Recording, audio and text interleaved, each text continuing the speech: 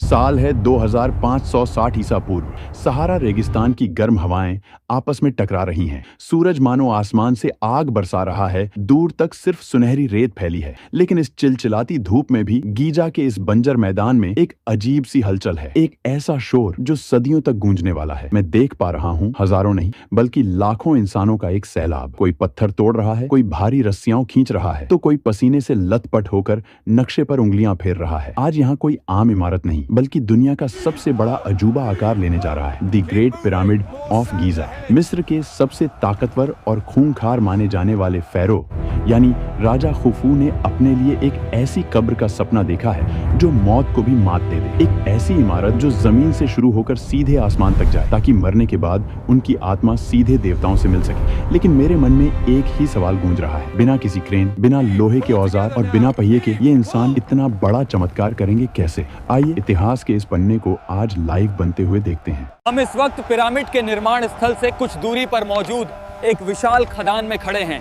यहाँ धूल का गुबार घना है। कुछ मीटर दूर खड़ा इंसान भी साफ नहीं दिख रहा। यहाँ पिरामिड की नींव और ढांचे के लिए लाइमस्टोन यानी चूना पत्थर काटे जा रहे हैं। आप हैरान रह जाएंगे ये जानकर कि इस पूरे पिरामिड में करीब 23 लाख पत्थरों का इस्तेमाल होने वाला है। हर एक पत्थर का वजन 2 टन से लेकर 50 टन तक है, यानी हमारे आज के एक बड़े ट्रक या एक हाथी से भी कहीं ज्यादा भारी। मैं एक मजदूर के बिल्कुल पास खड़ा हूँ। जरा उसके हाथों और उसके औजारों को देखिए।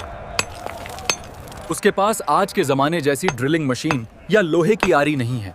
उसके हाथ में सिर्फ तांबे की छेनी है और लकड़ी का हथौड़ा। तांबा तो बहुत मुलायम धातु है, वो इस कठोर पत्थर को कैसे काटेगा? लेकिन मिस्र के लोगों का विज्ञान हमारे अंदाजे से कहीं आगे है। ये कारीगर पत्थर की दरारों में पहले लकड़ी के छोटे छोटे टुकड़े फंसा रहे हैं और फिर उन पर लगातार पानी डाल रहे हैं। पानी सोखकर लकड़ी अंदर फूलती है। उसका भयंकर दबाव इस विशाल चट्टान को बिना किसी मशीन के 2 हिस्सों में चीर देता है। जो बहुत कठोर पत्थर हैं, जैसे दूर आसमान से आने वाला ग्रेनाइट, उन्हें काटने के लिए ये लोग हैरान करने वाला तरीका अपना रहे हैं। डोलेराइट नाम के गोल और बेहद सख्त पत्थरों से चट्टान को लगातार पीट रहे हैं, दिन रात हफ्तों तक, बस खटखट की आवाज। ये सिर्फ मेहनत नहीं है, ये एक राजा का जुनून है जो इन मजदूरों की रगों में दौड़ रहा है। पत्थर कट चुके हैं जिनकी संख्या लाखों में है। लेकिन असली चुनौती तो अब शुरू हुई है। इन 50 टन भारी पत्थरों को खदानों और दूर के शहरों से गीजा तक लाया कैसे जाए? आज के दौर में तो हमें भारी क्रेनों की जरूरत पड़ेगी, लेकिन मिस्र के लोगों ने प्रकृति को ही अपना सबसे बड़ा हथियार बना लिया है।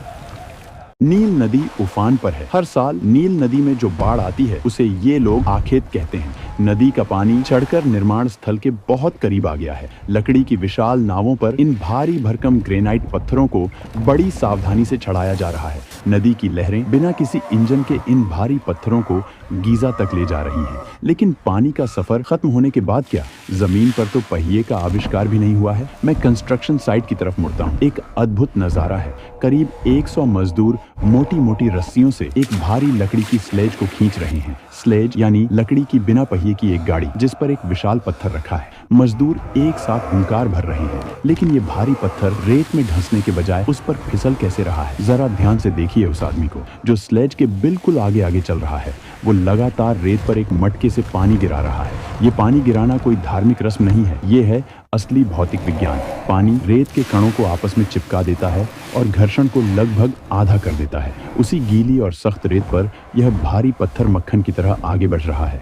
4500 साल पहले का यह ज्ञान सच में मेरे रोंगटे खड़े कर रहा है। दिन ढल चुका है। मजदूरों के खेमे में आग जल रही है और थक कर चूर हो चुके लोग आराम कर रहे हैं। लेकिन इंजीनियर और वास्तुकार अभी सोए नहीं है। मैं उनके बीच खड़ा हूँ। पिरामिड की नींव रखी जा रही है। इतनी भारी और ऊंची इमारत को खड़ा करने के लिए जमीन का बिल्कुल समतल होना जरूरी है। अगर नींव में 1 इंच की भी ढलान हुई तो पूरी इमारत गिर जाएगी। इन्होंने इसे नापने के लिए जमीन पर नालियां खोदी हैं और उनमें पानी भर दिया है। पानी हमेशा एक बराबर लेवल में रहता है।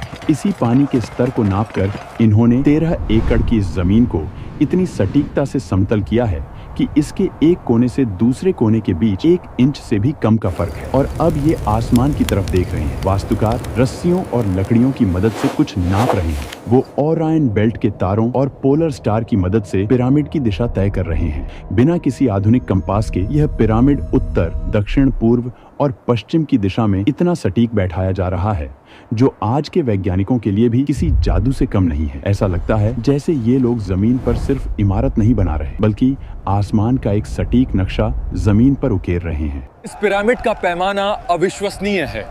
हर दिन हजारों मजदूर इसके निर्माण के लिए संघर्ष करते हैं। क्या आपने कभी सोचा है कि 450 साल पहले बिना मशीनों के 480 फीट ऊंचा विशाल पिरामिड आखिर बना कैसे? हजारों मजदूरों ने अपनी जान की बाजी लगाकर 20-20 टन के भारी पत्थरों को घुमावदार रैंप के जरिए ऊपर खींचा। एक छोटी सी चूक और मौत पक्की। फिर भी 20 सालों तक काम नहीं रुका। इंजीनियरिंग और कामगार लोग लगे रहे। इन पत्थरों को बिना सीमेंट के इतनी बारीकी से जोड़ा गया है कि आप दो पत्थरों के बीच एक बाल तक नहीं घुसा सकते। आज जो खुरदरा पिरामिड हम देखते हैं वो इसका असली रूप नहीं है। पहले ये और भी खूबसूरत था। बनकर तैयार होने पर इसके ऊपर टूरा लाइमस्टोन की सफेद चमकदार परत चढ़ाई गई था। सूरज की रोशनी में ये मीलों दूर से रेगिस्तान में हीरे की तरह चमकता था। वक्त के साथ वो सफेद पत्थर तो गायब हो गए, लेकिन इसके अंदर के खुफिया कमरे और तारों के साथ इसका सटीक अलाइनमेंट आज भी एक अनसुलझा रहस्य है। क्या ये सिर्फ इंसानी मेहनत थी या इतिहास का कोई खोया हुआ पन्ना? आपकी क्या राय है? कमेंट्स में बताएं और ऐसे ही रहस्यों को जानने के लिए एंशिएंट इंडिया व्लॉग चैनल को सब्सक्राइब करें।